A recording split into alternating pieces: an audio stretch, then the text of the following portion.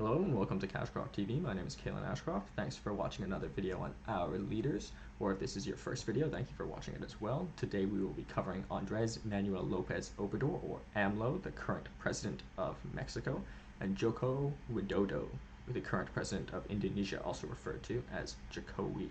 So this is the second last video of this series, but don't worry if you're not watching them in order because they can all be watched independently, but nonetheless, this is leader number 37 and 38, so if you've watched it this far, you've probably watched at least 36 hours of content.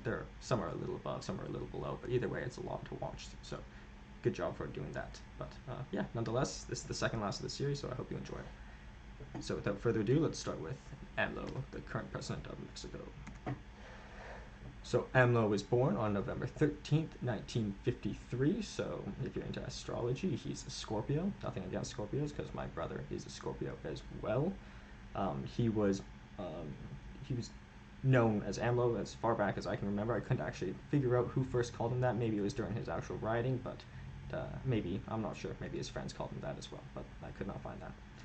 He's a Mexican politician, currently serving as the 65th president of Mexico since December 1st, 2018, so just before, on his 65th year, but actually before he turned, oh no, he was 65 by this time, which is actually the same age as my father right now, which is, so there's always opportunities out there. He's been involved in national politics for over 3 decades, so over 30 years. He's a central-left progressive, as most people label him, and I would consider him as well. He's also a populist and an economic nationalist in some areas, as we will see. He began his political career as a member of the Institutional Revolutionary Party, or the PRD, and his first public position was as director of Indigenous Institute of Tabasco. He joined the Party of the Democratic Revolution, the PRD, in 1989, and he rose to be national leader of the PRD by 1996. But we'll go in further detail on this. This is just a quick overview. In 2012, he left the PRD and founded the National Regeneration Movement, or Morena, so that's his party, as we can see also the logo down there. The economy had faltered before the pandemic, but he's had some criticisms about the economic state of Mexico at this current time, and also he's been noted to have some failures in attempts to deal with the drug cartels and other crime, but it's a difficult challenge, so you can make your own judgment at the end of this video as well. And he's also been criticized a little bit relative to his peers in his administration's response to COVID-19, but this is just the most recent stuff, and in a few years that might be we might have a very different outlook on how he's addressed the pandemic. So he was born in Tapachia, which is a small village in Muscapano, which is one of the 19 districts in Tabasco with around 150,000 people. So pretty big city, but as considering the size of some of Mexico's cities, including Mexico City, it's not that huge, and it's far from the center as well. It's one of the 32 federal entities of the region, and its capital is Villahermosa. I'm not sure what Hermosa means, but Villa means house, so check that, what it means. It's in southern Mexico as well. Tapachia, it might be noted, I noted this down, is not actually on the water.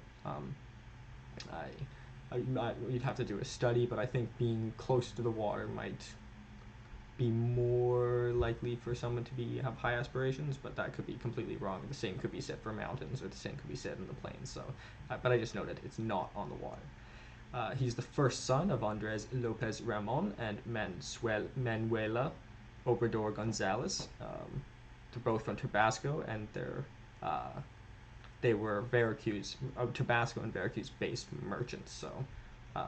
Buying and selling things essentially. But important to note that eldest son is, in a lot of cultures, would inherit the family, so I think there's a little bit more of an obligation on them, or the inheritance part of me, not the family. They wouldn't inherit their brother, but in some cases maybe that would be the case.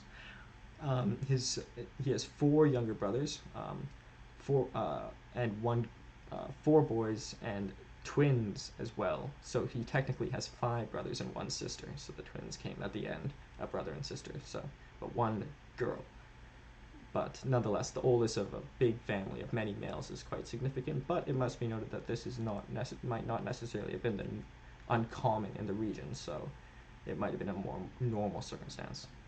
His maternal grandfather was from Cantabria, which is an autonomous indigenous ethnic group in Spain, and this grandfather left Spain as an exile.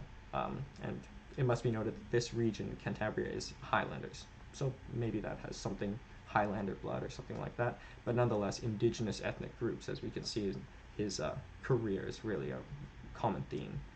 His maternal grandmother was Asturian, which is an autonomous Romance ethnic group, so not indigenous, but an autonomous group in Spain. His paternal grandparents have indigenous Mexican and African heritage too, so a lot of indigenous roots going in, and as we'll see is relevant in his policies. He attended the only elementary school in his town, Marcos E. Becerra School, which is named after a poet, and he helped his parents throughout his study at La Posadita store. So going to the only school, he definitely didn't necessarily have a privileged educational background, but about on par to his peers. And it's named after a poet, so maybe in some ways, I think if you go to a school that's named after a priest or something, you might be more inclined to be interested in priesthood, for example, or be pushed away from it. But going to a school named after a poet, maybe more inclined to go into arts or something, or maybe less inclined. So just worth noting, I think. He started middle school in Mescopana, but finished at the state capital in Villahermosa after his parents moved in the mid-60s, which he would have been in his early teens. He later opened a clothing and shoes store in Novadas Andrés, which is his father's name, or his father opened this store. So they were selling clothes, so maybe he was going to school and was the most fashionable guy if it was a cool store. But maybe it was, it's hard to tell. I don't know what the store looks like, or maybe he wasn't proud of it. But I could see him being more fashionable growing up if his father had a store, cool Mexican store, clothing store. On June 8th, 1969, when he was 15, turning 16, his second brother was killed by gunshot to the head. So they were playing, the story goes, they were playing with a gun, and it slipped, and he got shot in the head. But three newspapers claimed that Andrés Manuel actually did it accidentally, but the common theme is that the younger brother accidentally shot himself. But it's possible that AMLO accidentally shot him, but he claims he doesn't. But nonetheless, he became, after this, the death of his younger brother by gunshot to the head, became more taciturn and much more thoughtful. So at least whether he accidentally did it, which if it was an accident, then that's fine. It also, I think he became a better person because of it as well. But don't accidentally kill your brother. But also note, his brother most likely accidentally killed himself. He finished high school at 19 and moved to Mexico City to study at the National Autonomous University of Mexico, which is a secular alternative to the Royal and Pontifical University of Mexico, which is actually the oldest university in North America. But this National Autonomous University, must be noted, is autonomous by its name, so it's not religiously associated. The largest in Latin America. This university is the largest in Latin America, and it is also a highly ranked and a UNESCO World Heritage Site. So it is secular, but so maybe he was going there for the history. But there's an older, perhaps the Royal Pontifical University is older, but it is religious. So why did he go to this one? Maybe it was the only one he got in. Maybe he didn't like the religious bent of the other one, or maybe he liked the history for some particular reason, or maybe it was based on his field. So there's many aspects, but it's important to note all the possibilities, I think. He studied political science and public administration from 1973 to 1976, from the ages of 20 to 23, and he left for a few positions with Government of Tabasco Administration and Institutional Revolution Party. So he left during his studies to go into government. In 1987, he received a degree when he was 34 years old, so he didn't go back and actually graduate for a long time later. His thesis, however, was on the formation process of the national state of Mexico from 1821 to 1876. So kind of a historical piece, but also about economic development as well. And but mostly the political movements that brought change throughout the time period 1821 to 1867. So kind of a tighter time frame too. So it's pretty specific and I think worthy of a good thesis. He lived in Tabasco and in financed housing by governor and poet Carlos Pellicer. So another poet. He went to a poet elementary school, and now he's getting kind of mentored by a poet. And the they had shared the Chantal Mayo of Tabasco, which are the Maya people in Tabasco. So they both empathized with the Chantal Mayas. The poet invited him to campaign in his campaign for Senate in 1976, in his 23rd year, and one of his professors, Enrique Gonzalez Pedro, also introduced him to the PRI party. So one of his professors is kind of bringing him into politics, and also this poet as well. Just before we go into his politics, brief touch on his personal life and family.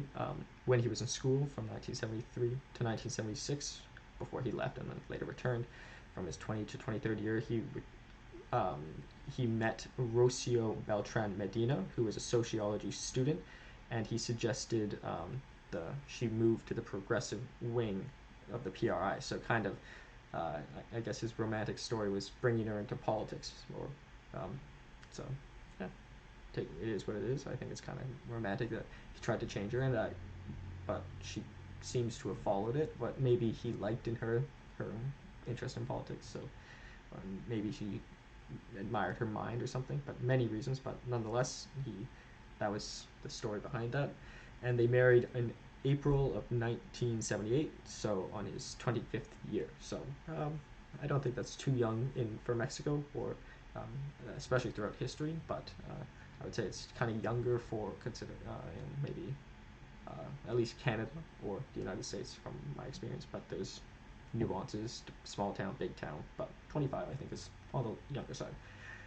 He has 3 sons. Jose, born in 1981, so he's 28 years old. Andres, 1986, who's 33 years old. When he was 33 years old, pardon me, when AMLO was 33 and 28 years old for Jose and Andres, respectively. Gonzalo, who was born in 1991 when he was 38 years old. And so it must be noticed that all his sons are actually 5 years apart. So although he had his first one quite young, actually the second one was a little, no, they're all exactly 5 years apart. So just spaced them out, I guess, but he kept having children until he was 38.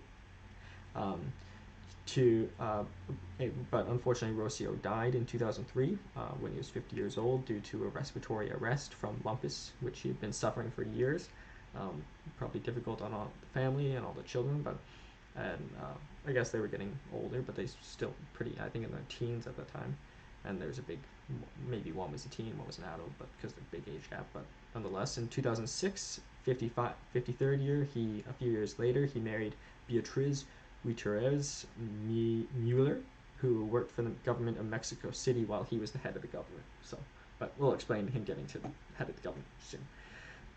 In terms of religion, he's the first president to run. He was accused of being Protestant because Mexico is predominantly Catholic, but he self-declared that he was Roman Catholic. But nonetheless, we have this quote here: "When I am asked what religion I adhere to, I say that I am Christian in the broadest sense of the word, because Christ is love and justice is love." So whether he's Roman Catholic or Protestant, he's definitely Christian, but I think he's kind of agnostic in terms of Christianity and Protestantism. But that may not be true now, and then it might change over time too. Going to a little more detail on his nicknames. In addition to AMLO, they also call him El Molido, which means ground, El Americano, American, because as we'll see, he's got quite a few American influences, La Piedra, which is rock, and El Comandante, which is commander, and El Peje, which is after Pesque Lagarto, which is Tabasco fish. He's a baseball fan. His favorite team is the St. Louis Cardinals. Why? I'm not sure. Maybe he likes the bird. And he was also rated Time's 100 most influential people in 2019. And he had COVID in January 2021. But I think he should have been Time's most influential. He's always should be in the top 100. He's president of Mexico. So as long as he's president, I think he should be definitely top 100. Mexico is a very powerful and important country. So his early political career. So in 1976, on his 23rd year, he left university to join the PRI party to support the poet Carlos Pellicer.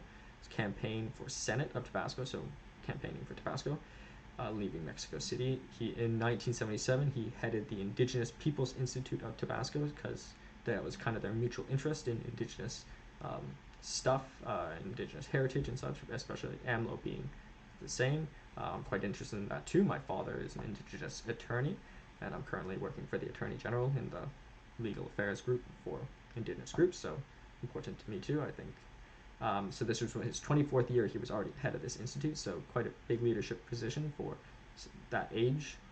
In 1984, his 31st year, he moved to Mexico City to work for the National Consumers Institute, which is a federal government agency.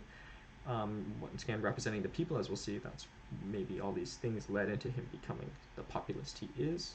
In 1988, he resigned from the Tabasco government and the PRI in his 33rd year to join the dissenting left-wing PRD party, the Democratic Current, led by former head of Mexico City government and founder of the PRD, Cuauhtemoc Cárdenas. And they formed the National Democratic Front, the PRD. So in 1994, in his 41st year, he ran for governor of Tabasco, and he lost to the PRI party. So he left the PRI party, joined the PRD, and he lost to a PRI candidate. But to follow his political preferences, maybe he would have won if he stayed with the PRI, but he went with his actual gut, I would say. Or maybe he just made a wrong decision. Maybe he thought he would have won with PRD, but nonetheless, in 1996, which is the year I was born, actually, he became famous for indigenous rights because he was 43 at the time. He appeared on national TV drenched in blood, protesting in front of police against the Pemex oil wells. So, kind of gets the spotlight here. Before this time, I think before he did this, appearing in blood, of confronting the police, he wasn't that famous. That's maybe why he didn't win as governor of Tabasco. And then he became, this was during his mayorship, and from 1996 to 1999, from 43 to 46, he became mayor, as we'll see. So, the mayor of the PRD, mayor of Mexico City, in 2000, he won, and he was 47th, his 47th year, because he's got a late birthday. He ran and won the head of government of the federal district. The federal district is Mexico City, with 38.3% of the vote. So this, I think it was really that the confrontation in blood against the police that really got him famous, because shortly after, he became mayor with a pretty large portion of the vote, because Mexico City is also a huge, huge city. I've actually been there. It's massive. He's campaigned on support for vulnerable groups, financial assistance to single mothers, seniors, and physically and mentally challenged individuals. He helped found the Universidad, this is all while he's mayor, so the Universidad Autónoma de la Ciudad de Mexico, which is the first new university in 3 decades, and must be noted, like the university he attended, is also autonomous or secular, non-religious. He hired, not anti-religious, not religious. He hired the former mayor of New York City, Rudy Giuliani, to help craft a zero-tolerance policy to address crime. So Rudy Giuliani, some people don't like Rudy Giuliani, but some people also think he's one of the top set helping address crime in New York. So AMLO reaching out to Rudy Giuliani, the mayor of New York, I think was quite a good idea, even if maybe it might have been wrong. It's important to network and learn from others, so I think that was good action, but also shows his interest in the United States, as we'll see. He directed the restoration of Mexico City's historic downtown in a joint venture with Carlos Slim Helú, who's one of the richest people in the world. He's been the richest man in the world.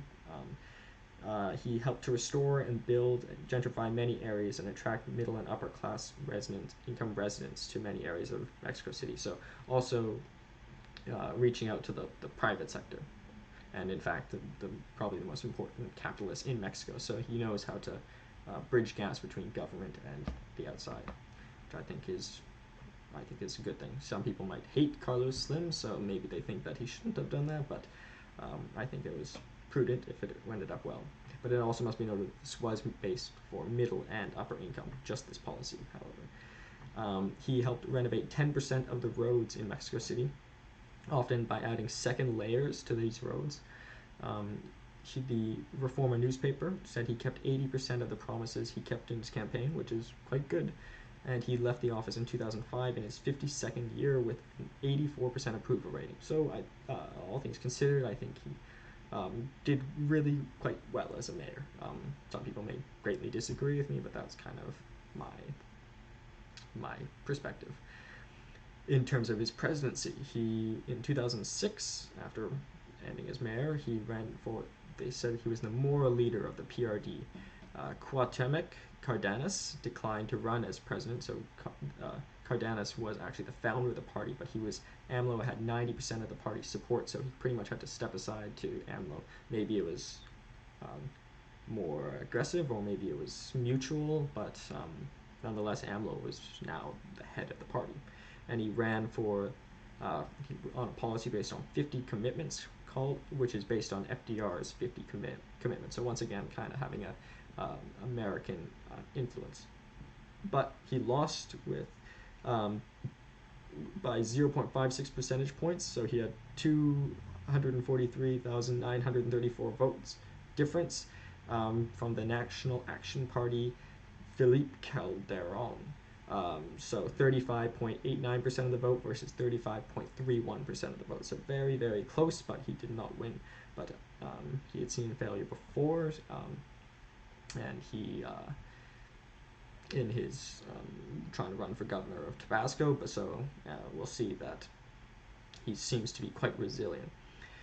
He did contest the election, though, saying, one, there was interference from President Fox and other organizations.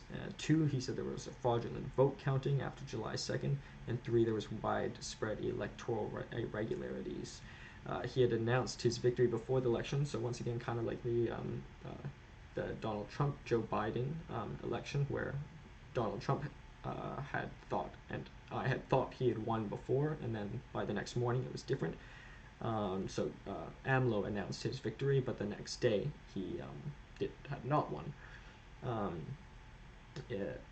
And one tribunal actually granted that there was interference. There was protests and occupation of Congress, but AMLO advocated 10 reasons for peaceful civil resistance, so trying to, it seems, to decrease any violence. 42% believed the election was fraudulent, but 46% believed it was not, so very contested election. So what he did was he created what's called the legitimate presidency and made a mock cabinet and financed all by donations. So he didn't give up, and he even tried making an outside government, which is, I think, quite entrepreneurial, but it didn't seem to be of the hugest effect in terms of actually influencing the country. But nonetheless, in 2012, on his 59th year, he ran again, focused on job creation, hopefully getting 1.2 million per year, security policy to address the drug war. He lost to the Institutional Revolution Party, Enrique Pena Nieto, once again noting some voting irregularities from 36.15% of the vote versus 31.64% of the vote. They said there might have been vote buying. So nonetheless, in 2012, he left the PRD on the best of terms to find the Movement for National Restoration Party, Morena, his own party. And in 2018, on his 65th year, he ran with a coalition between Morena, PT, and the socially conservative right-wing Social Encounter Party.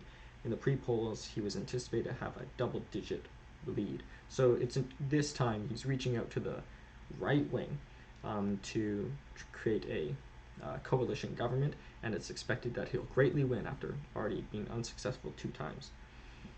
The Paris official French committee in Paris there was even an official Morena committee called Morena. Miguel Angel Revilla, the president of Cantabria, Spain, which he has roots from, endorsed him. He was referenced in this election as the ideological twin of Bernie Sanders and Labour leader James Corbyn of the United Kingdom, the latter of whom he actually invited to visit him.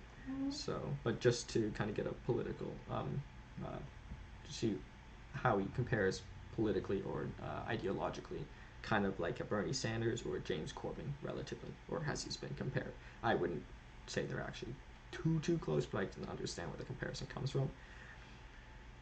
And so, with this election in 2018, he won with 53.19% of the vote versus 22.28% of the vote. So, a huge lead to Ricardo Anaya of the National Action Party.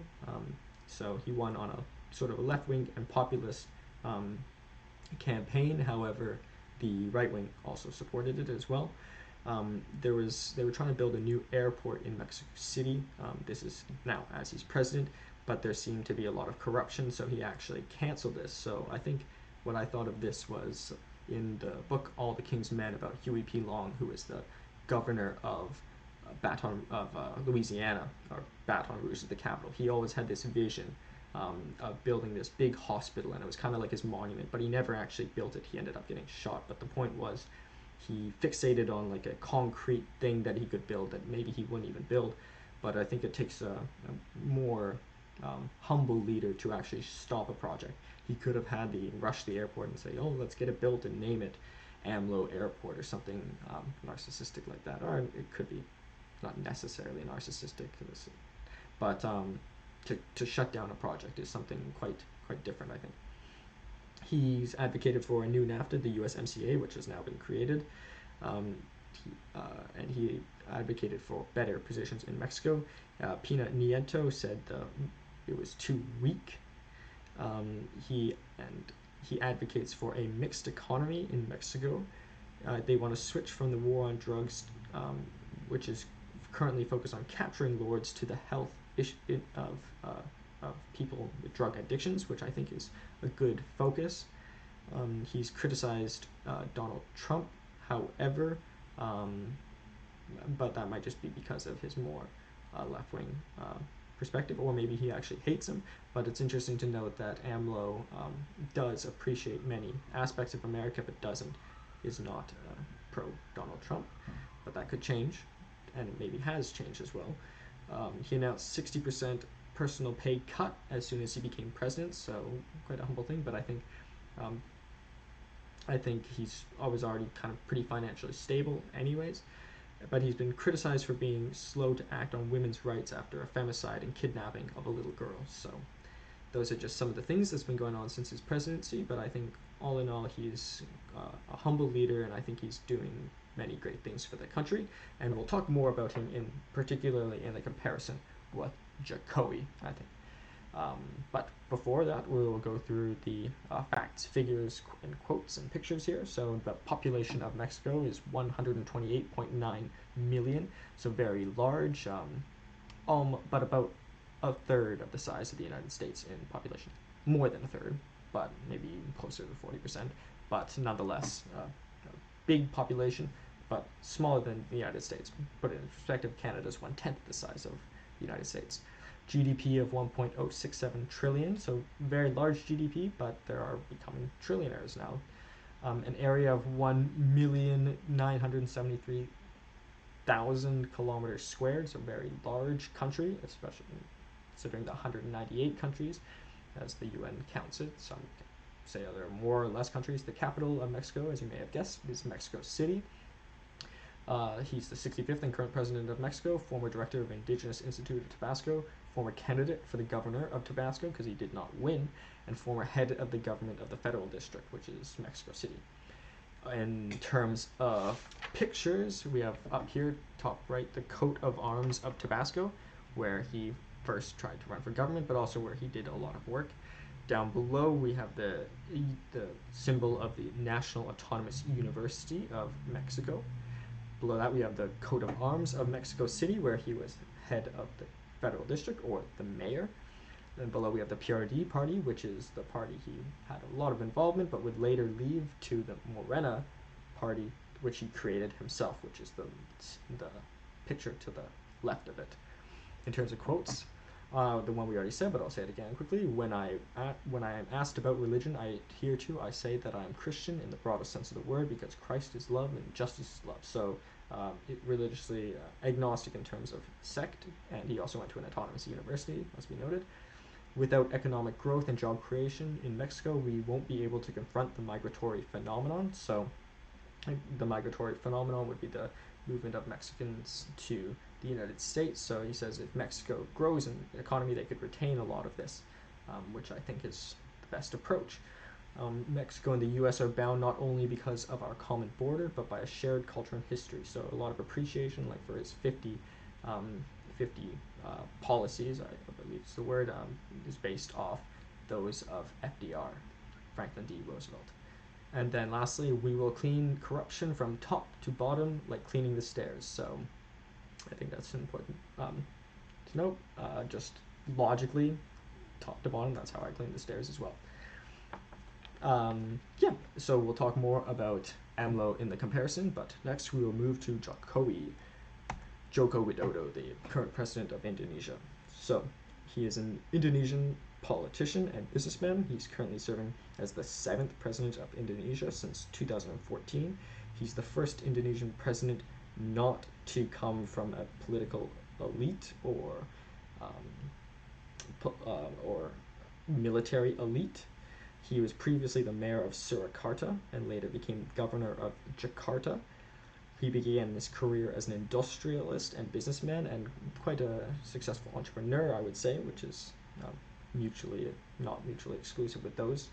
He promotes infrastructure and connectivity in the Indonesian archipelago, which has long been delayed. He's been criticized by foreign powers, including Australia and France, for prioritizing and scheduling capital punishment for drug smugglers and for protecting Indonesia's sovereignty by sinking illegal foreign fishing vessels. So just some introductory things to kind of get a background picture. But nonetheless, we will start with his early life and career. So he was born on the 21st of June, 1961, which is the first day of Cancer. So anyone who's interested in astrology, a lot of important women in my life are Cancers, very, they say, emotional. It's a moon sign. But he's also on the first day of Cancer, so he might have overlap with the sign before that, which I actually don't know off the top of my head. But I would probably, if he told me what it was, I would know a little bit of the stories behind them. And he was born in Surakarta.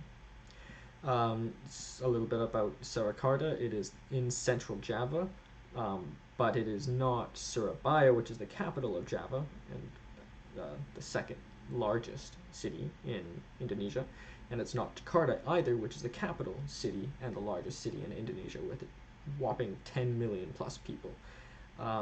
It's actually the 31st biggest city in Indonesia with over 500,000 people.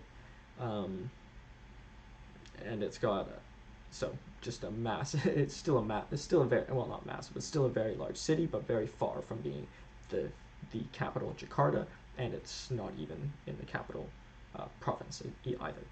It's not even the capital of its province. He's of Javanese descent, which is the majority roots of most Indonesians, with 40.06% of the population. Second most common ethnicity is Sudanese, which is 15.51%, and third is Malay, which is 3.7%.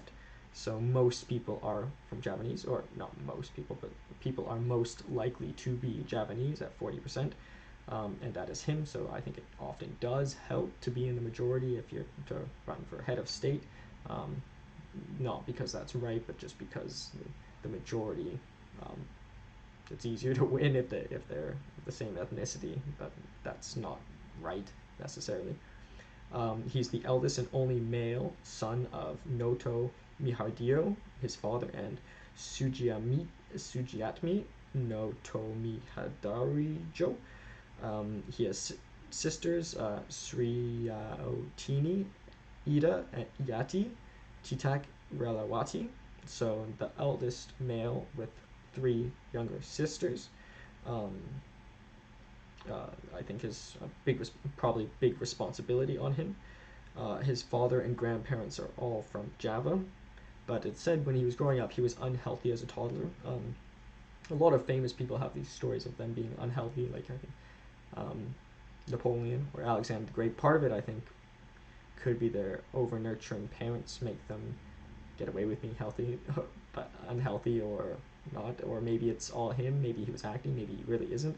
But nonetheless, in Japanese culture, they often change the name based on their upbringing. So Widodo actually means healthy. So Joko Widodo, call him healthy. If if he's sick, call him healthy. And I think uh, he seems to be a pretty healthy since, and he seems to be a pretty healthy president.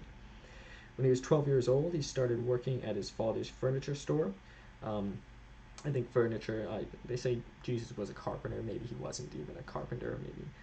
But the point is, Jordan Peterson has this thing about how it's an honorable profession to make something that you have to sit on or stands upright, because you can't really cheat. So it's a very honorable profession. And working in a furniture store, this profession of his father, I think is good, solid work.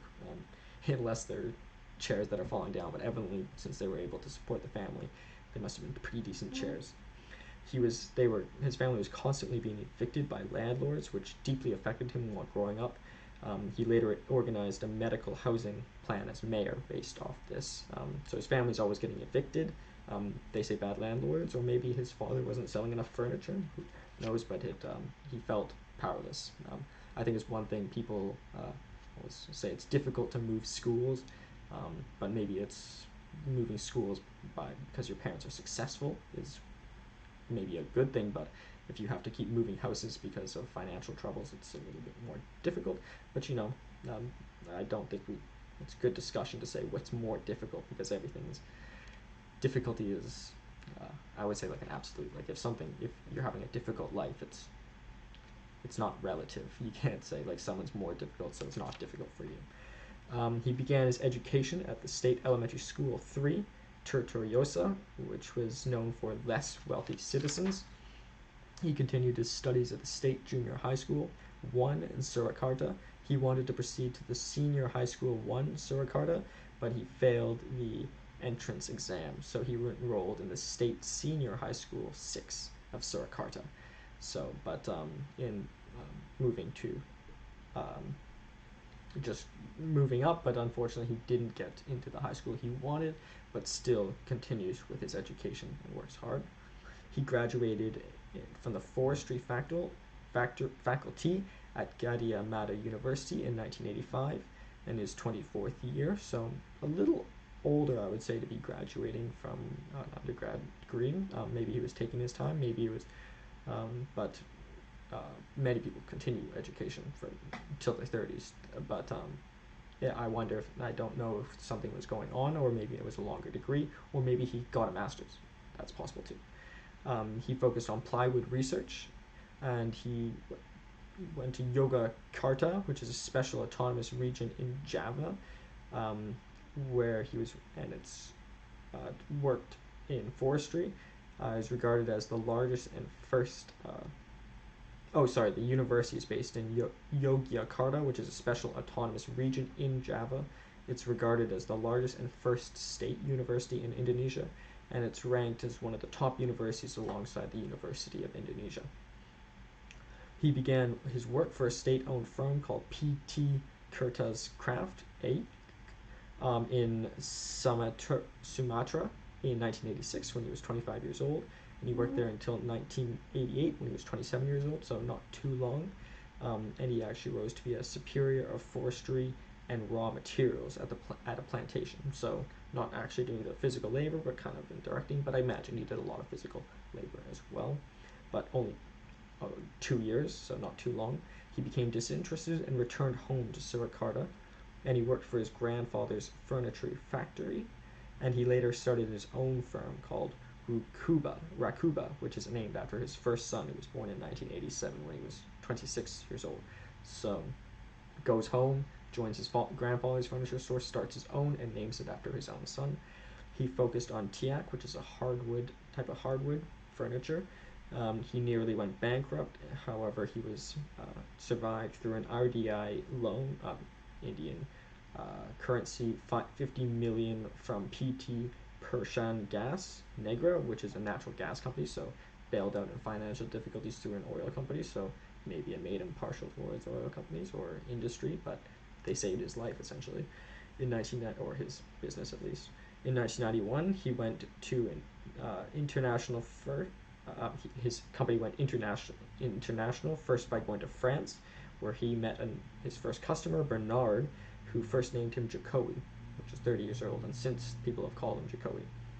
In 1992, he became the chairman of Surakarta's Furniture Manufacturing Association, so kind of stepping away from his business, not entirely, but also taking on a broader leadership role in the furniture industry.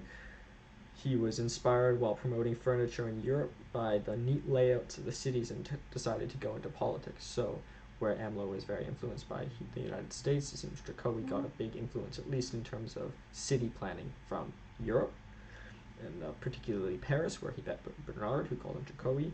In 2018, it said his net worth was 50.25 billion RP, which is about 3.5 million USD. They're mostly from Central Java and Jakarta real estate. But this is much later, but just giving how high he got in terms of financial success, about 3.5 million USD, so quite wealthy. He became, however, mayor of Surakarta, instead kind of moving away from his furniture store and into the furniture. So basically he was the head of Furniture Association, and then he switched over to become mayor, as we'll see. He ran as a candidate for the Indonesian Democratic Party of Struggle, the PDI-P, which we have a picture of here, which is that bull. He joined the party in 2004 when he was 43 years old, and he ran for mayor at 44 years old. So he pretty much just joined the party and then went straight to mayor. He didn't spend a lot of time climbing the ranks of the party specifically. He got also support from the National Awakening Party. His running mate, FX Hedi Rudiatma, supported him when he became mayor as vice mayor, with Jokowi, and later supported him when he became governor of Jakarta. He was questioned about his business background, if he was fit to go into the public sector. However, they also in many ways appreciated that business background for the very same reason. He platformed on his experience with European cities, which obviously seemed to very much entice the voters of Surakarta. After winning, he constructed a 75-kilometer, 3-meter wide pedestrian walkway along Surakarta's main street. So I think a good initiative. It's not something that naturally comes like, oh, how can we improve the city? Oh, build a walkway. But right in the center of the city, I haven't seen it. I'd like to go to Surakarta, but a 3-meter wide pathway in the center of the city seems like something I would definitely use, and good for the businesses there. If I used it, I probably would have to buy something. So I think it's a great idea. It's 75 kilometers, huge too. Really ties the city together. He revitalized 2 major parks as well. He employed stricter regulation on tree cutting. Interesting, because he came from the forestry faculty, saving the trees, but I think it's good for the city as well. He rebranded the city as Spirit of Java, and they held the Center for Mice, the meeting for incentives, conventions, and exhibitions. He launched, so going back to the Java point, he's really pushing the Japanese culture of the city, trying to make it a Japanese capital. He launched healthcare and education insurance programs for all residents. He created a local bus rapid transit system called Batik Solo Trans and Solo Techno Park to support Eskimo, which is a car company in Indonesia. He started doing what's called Blue Scan, which he continued doing throughout his whole political career at this time, which were impromptu visits to areas to discuss politics and kind of personal interactions filmed on camera. So I think a really good political move, and put all these on YouTube too. I think a lot more politicians should do this. Just go out, walk, and film it too, so people who aren't actually there get to see that you're asking questions, but also how you respond and how you act around other people. Blusukan is it called. He prohibited his own family from bidding on city projects, so that's good. Keeps his family separate, but he got Surakarta membership with the Organization of World Heritage Cities, which was approved in 2006, and they hosted the conference in 2008. 2007, it hosted the World Music Festival, so really trying to draw in the international community, especially considering he has such experience with European cities. It's nice that drawing in these other countries back to his own city, which he's the mayor of. He got popular across broad groups through his can-do attitude. In 2010, in his 49th year, he won his second term with Haiti, his his vice mayor again with 90.09% of the votes. He only lost one polling station, so absolutely sweeped this. Every polling station he won except for one with 90.9% of the votes. 9 out of 10 people, over 9 out of 10 people voted for him, so quite impressive. He won many awards. He's considered in national polls as for PDIP's nomination for governorship of Jakarta after this, Jakarta. There was a smear campaign called Save Solo, where they said he facilitated educational funds to his subordinates. It was reported to the Corruption of Education Commission, but found to be completely false and no basis of misuse. So firstly, they're saying he didn't take any money. He facilitated others taking money. And then when they took it, there was found no basis at all. So maybe it is true. Maybe he did facilitate it, but evidently he didn't take anything himself. But the court said, or the Corruption Education Commission said, there was no wrongdoing. So I think it's probably unlikely. And he's really loved in Surakarta. So they're just saying, hey, come to Jakarta and become governor here of the capital region. So he actually won. There was disappointment from Surakarta residents that he would not finish his second term because he had to go become governor of Jakarta. He ran in it's called gubernatorial election. Gubernatorial is governor elections, or governor. And he beat the incumbent, Fauzi Bowo, in a runoff round. So the guy had already been governor. He came in, not even finishing his term in Surakarta, and beat this individual in the second round, in the runoff round. He was supported by the inner circle of mayor advisors, including Haiti again, Arudiatmi, and Buski Jamja Purnama, who became his deputy governor. He continued at this time doing his Lusukans by regularly visiting popular locations, including the slums, where he wore simple clothes. I just think another thing to note, just because in the picture he's wearing a nice suit, but he would wear simple and inviting clothes. And he visited many markets too, so could even be an unsafe thing to do, and it's nice that he takes that risk. Taxes and provincial budget went up 76.6% to 41 trillion Indonesian currency, which rose to from 41 trillion to 72 trillion, so massively increasing the budget. So big spender. That could be grounds for some criticism. He publicized his and his deputies' salaries, however, publicly, so he spends a lot, but he doesn't seem to give it too much to himself or to his deputies, which is kind of, I think, humble, kind of as we saw in some cases with AMLO. He's publicized, he has programs for transparency where he has created an online taxes form, e-budgeting, e-purchasing, and cash management systems just to increase transparency, but also I think creates efficiency if cash can move or debt can move quicker throughout the financial system. I think it's altogether better. All meetings and activities of Jokowi and AHOC were attended and recorded and uploaded on YouTube, so using social media really to reach out to everyone. He has created a universal healthcare program called Healthy Jakarta Card with this state-owned insurance company. He's regulated 20,000 healthcare services, and procedure costs, and he's got this new insurance program using a state-owned enterprise, and he's regulating 20,000 over 20,000 healthcare treatments, so watching for price gouging, but has been criticized for creating potentially longer queues, as is the criticism here in Canada.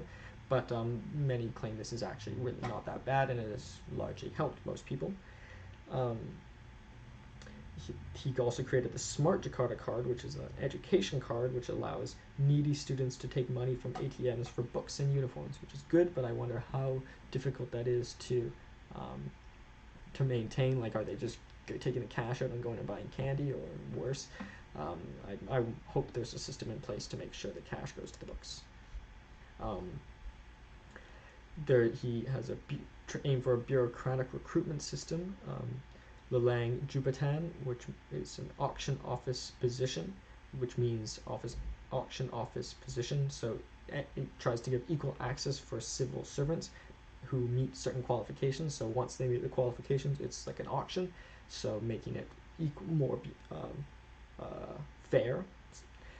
In terms of regulations of chaotic agglomeration of streets, vendors, so there was just too many vendors because it was unregulated in Pasar Minggu and Pasar Tek. He helped address that by putting regulations on this. Had dredging of reservoir and normalization to reduce flooding in the region. He had the inauguration of the long-delayed Jakarta MRT and Jakarta LRT, which are two railway tracks. Very large achievement. And he appointed a non-Muslim in a Muslim-majority sub-district, Letang Agung, despite protests. So quick discussion on that. So Indonesia is 86.7% Muslim, 7.6% Protestant, and 3.212% Catholic. So like almost 90% Muslim and over 10% Christian. So he's nominating a non-Muslim individual to be a leader of this sub-district, which is a Muslim majority. So kind of showing that he is a bit agnostic even across religions, as we saw with AMLO. And then, after being successful as mayor of Jakarta in his presidency, in 2014, the fifth president, Megawati Soekarnoputri, nominated Jokowi as a presidential candidate for her party. She said, but criticized Islam would not be given a space in Indonesia if Jokowi won. So criticized, his biggest criticism in running was that he was not pro-Islam enough. He was quick, and he announced, in the quick count, they announced a victory on July 9th, and the opponent Prabowo Subianto also announced his victory shortly after. So there, once again, who won? AMLO said he won earlier, but on July 22nd, quite a few days later, hours before the announcement, Prabowo actually withdrew.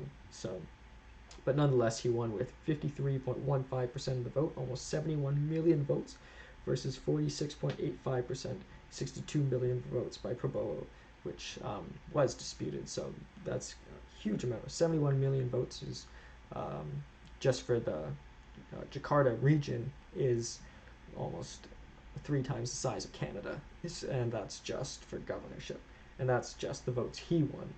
So, but nonetheless, he won this election, winning a huge amount of votes. From 2019 to 2018, he announced he would run for a second term with his vice president, Yusuf Kala, but his could not run because of term limits. So he had a surprise pick of Maruf Amin, as for his experience with religious affairs. So this was a very influential individual in the Islam community. So trying to kind of address the criticism that he is not Muslim enough. But I think it's good that he kind of goes both ways. I think it's worse if one is strictly pro-Islam or strictly anti-Islam. So good that he goes both ways. And he won his second term with 55.5% of the vote, 85 million votes, versus Prabowo, 44.5 million percent with 68 million votes. 17 million, however, have been protested. So there was a 17 million difference, but there was protests, a riot that left 8 dead and injured. The Constitutional Court rejected, however, any fraudulent activities.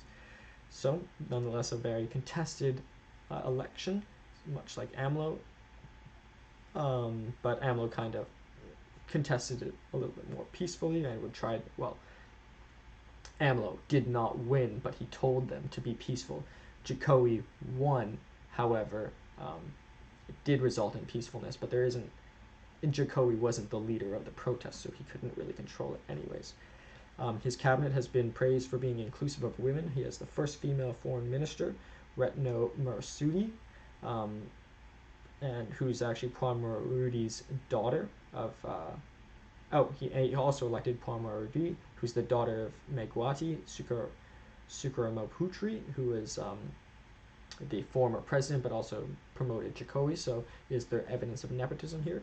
Maybe, but it also seems he's been fair in many other regards. So but perhaps you could criticize him for nepotism, at least for his former supporter or former president.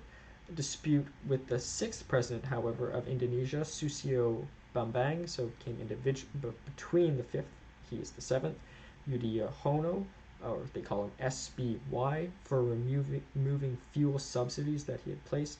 He said the money should go to infrastructure, education, and health, with the objective of decreasing fuel prices. So I think that took guts to overturn a policy of a previous president.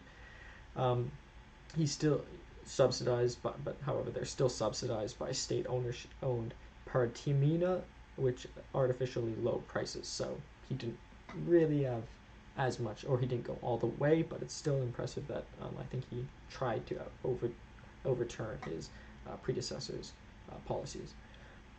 He led growth, however, of 4.6%, which is the lowest growth since 2009. In the second quarter of 2015, it had an average growth of 5%, which is below the 6% target.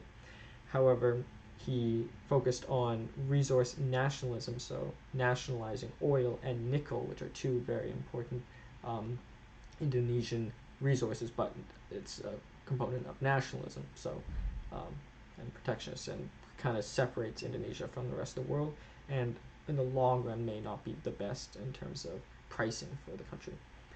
In 2016, however, he made a $22 billion infrastructure budget, $5.5 billion going to a high-speed rail to China, which actually they upset Japan because Japan was vying for the rail as well. He also built a 4,325 kilometer road for $50 billion, and he also spent $50 billion on 24 strategic ports. He's created a policy that gives every village $100,000 every year to invest in infrastructure. He increased the national debt by 48%, however, to 181 billion. So it's increasing the debt by a lot, but so are many other countries too. So maybe they'll fall behind if they had not. They removed the language requirement for foreign workers, so drawing in foreign workers. He defended the direct democracy Perpu, it's called, from the DPR's attempts. So the DPR tried to get rid of direct democracy, but he fought to defend it. He would not grant clemency to drug offenders who were sentenced to death, so criticized for being upholding the death penalty in Indonesia. Australia, Brazil, and the Netherlands have all recalled their ambassadors after certain executions for the drug offenders in 2015. So like Mexico, they really do struggle with the drug crime, and they're both pretty tough on crime as well. There's been arrests of critiques for violations of freedom of speech as well, so take it with it is. Maybe it's definitely may exist, or it probably does exist. How bad is it? That's your decision.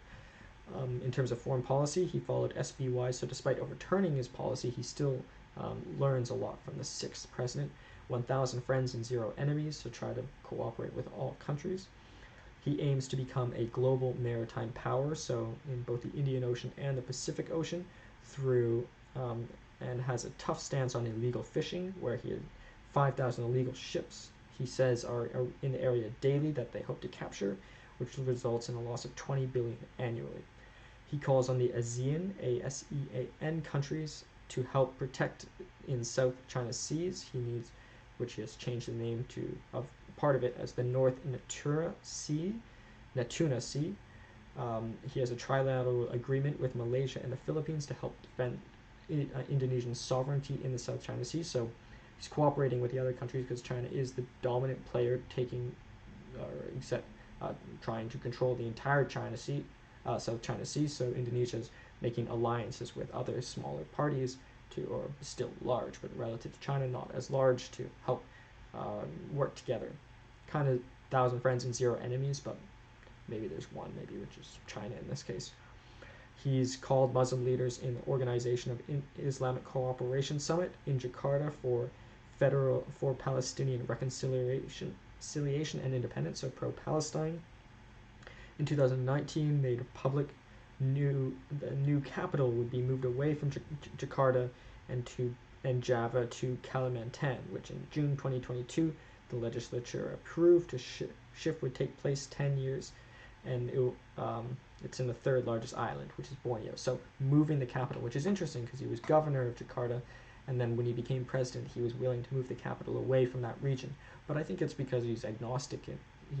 He's not even from Jakarta anyways. He's from Surakarta, so he's okay with moving it. And I guess it's kind of like in Brazil, they have Brasilia, which is definitely not the largest city, and it's kind of more independent.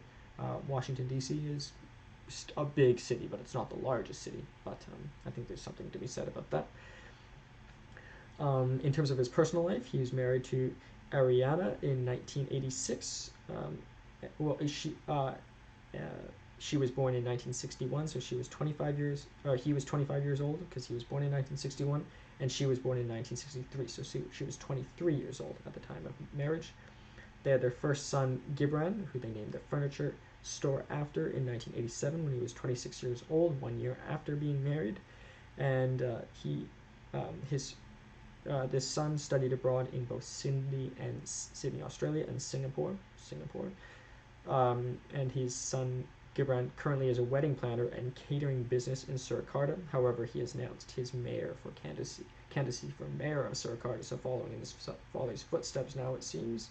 Also, his son-in-law and brother-in-law are also running for political positions as well. He has a daughter born in 1991, Kami Ayu, who's 30 years old now, when he was 30 years old, pardon me, because he was born in 1961. And she studies food and technology at the state-owned Sebelas Meret University, which is also in Surakarta. So his daughter is in studying food and food technology, in Surakarta as well, where her brother may become mayor, and where her father formerly was mayor. His second son, Kasag Pagurep, born in 1994, when he was 30, when he was 33 years old, went to high school in Singapore. It seems like it would be a pretty expensive boarding school. Is now an online vlogger. He also has 4 grandchildren born between the 2016 to 2020, so pretty young grandchildren Jokowi has currently. He's, in terms of his presidency, he's Muslim but broadly secular outlook, which has brought much public debate. He is a penchant and loud fan. He has a penchant for loud rock music, supposedly, and he has a guitar signed by Robert Trujillo of Metallica, which was confiscated by the KPK for being, apparently he wasn't allowed to have such a thing.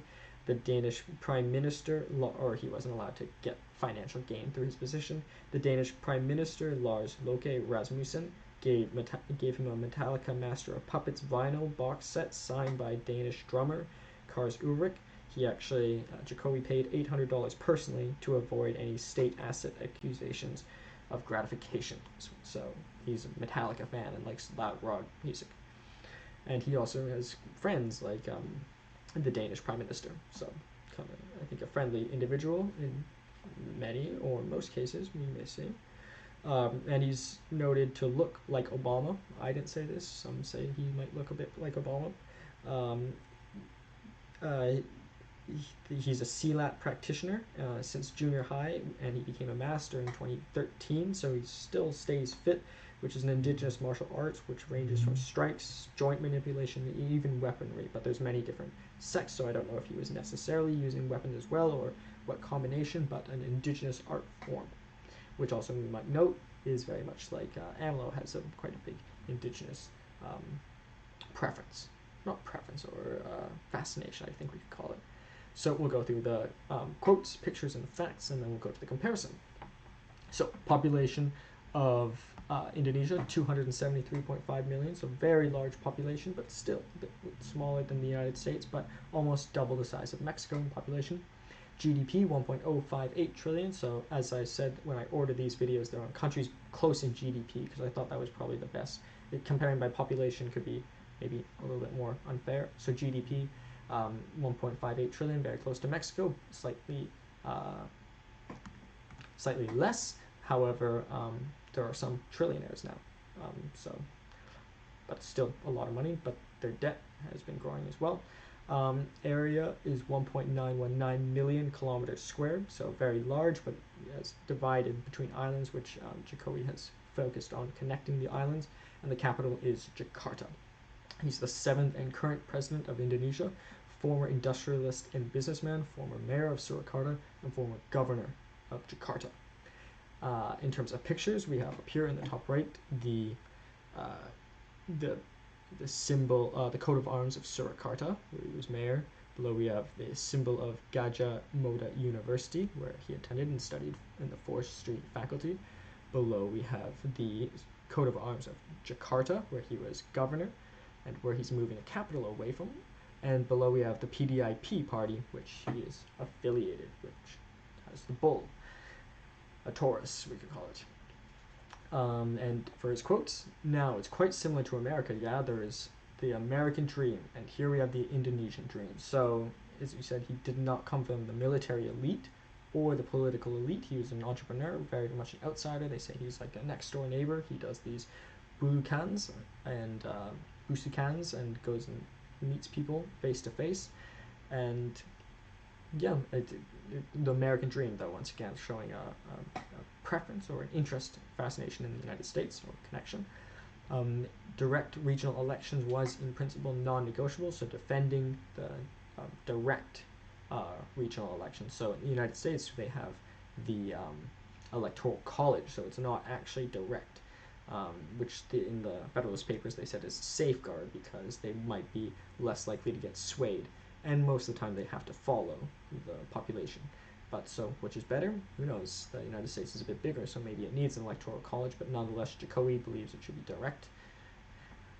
There should be no discrimination against anyone in terms of our beliefs. The LGBTQ lifestyle isn't allowed. Islam does not allow it. So he does not believe in discrimination, but he does say that LGBT, there's more, but in this quote, it was only LGBT, but I assume it's the Q and the plus. I believe that's it. Isn't allowed because Islam does not allow it. So it's still religious, and one of the biggest criticisms for him is for not being Muslim enough, but that's, I think, a pretty strong belief. There will be no compromise on sovereignty, and Indonesian section of the waters of the South China Sea are to be called the North Natuna Sea, so really trying to maintain Indonesia's sovereignty over that region, especially even by naming it, and as we heard, allying with other nations.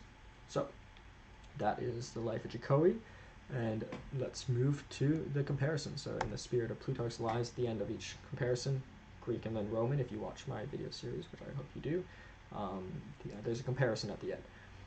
And sometimes they are close fits, sometimes they're not good close fits, so it's interesting to note. So, and here, AMLO and Jokowi, first thing, they both are known by nicknames.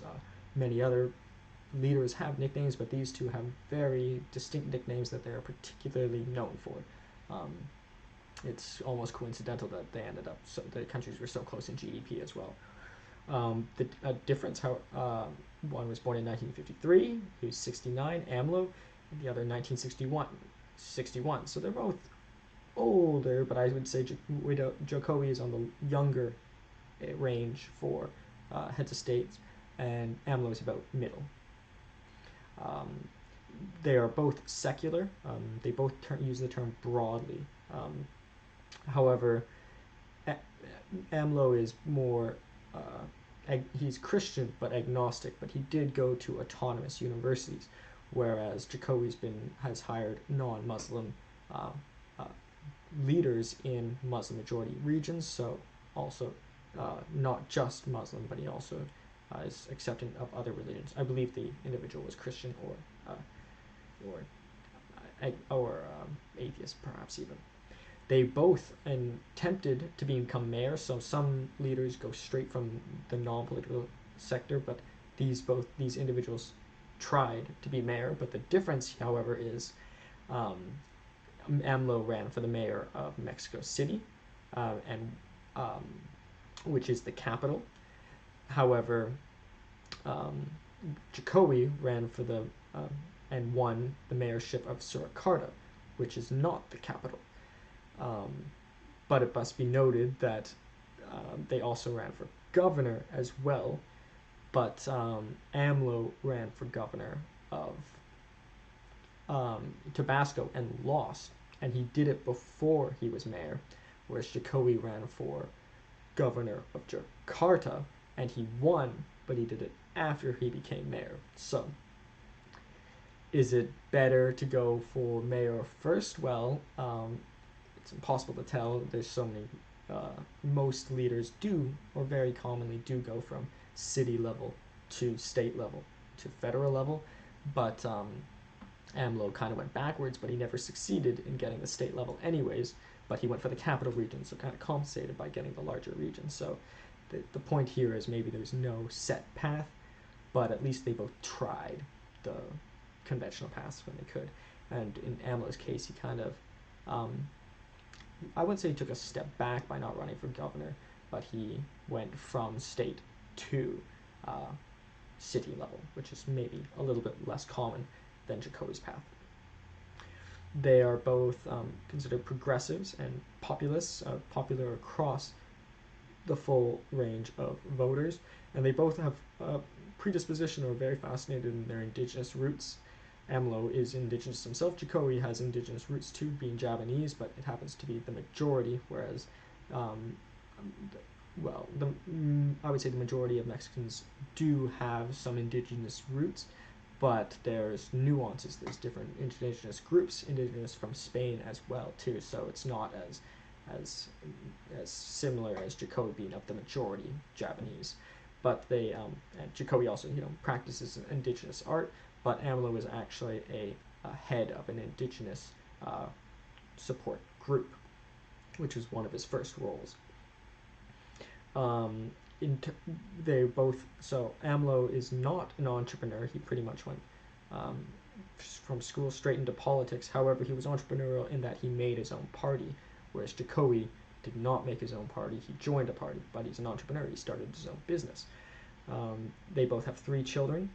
AMLO has 3 children, all of whom are boys, whereas Jokowi has, he has 3 boys and then twins, another boy and one daughter, whereas Jokowi has 3 children and as well, one of which is a girl. So they both have 1 girl and some boys, but AMLO has more boys. It's no competition, I would say, but I do think it's good that they do have children. AMLO, however, got remarried, but it was after the death of his wife. However, Jokowi has been with the same girl since he was 25, which is bad. There's nothing wrong with either path. I think it would have been less great if AMLO had gotten a divorce when she was alive, but she passed away, and I think it's okay. The David Copperfield, which is Charles Dickinson's favorite of sons, he calls it, he gets married. I'm not to spoil it. You can jump ahead if you don't want to hear this, but it's about life after love. He falls in love with this girl, and she dies, and then he marries another girl who is like his childhood love. But there was even a love before it, so it's just beautiful, beautiful story. But there's nothing, I don't think it's impossible to say or bad if someone falls in love again. It's better if they stay in love, like Jokowi hopefully is. They both have a U.S. inspiration. For example, AMLO has the 50 commitments from FDR, and Jokowi likes Metallica even. But also Jokowi has maybe a closer connection with the European cities, having made his business international and based his policies as mayor off of many of those. However, AMLO used Rudy Giuliani from New York, which is definitely more the States, but less evidence for Europe. However, there's the Morena party in Paris, so there's some support in Europe as well. So that is the lives of AMLO and Jokowi as I know it, and as you probably now know it too. I hope you enjoyed it. This is the second last, the semifinals, and I hope you enjoyed it and continue to support it. Thank you so much. Bye.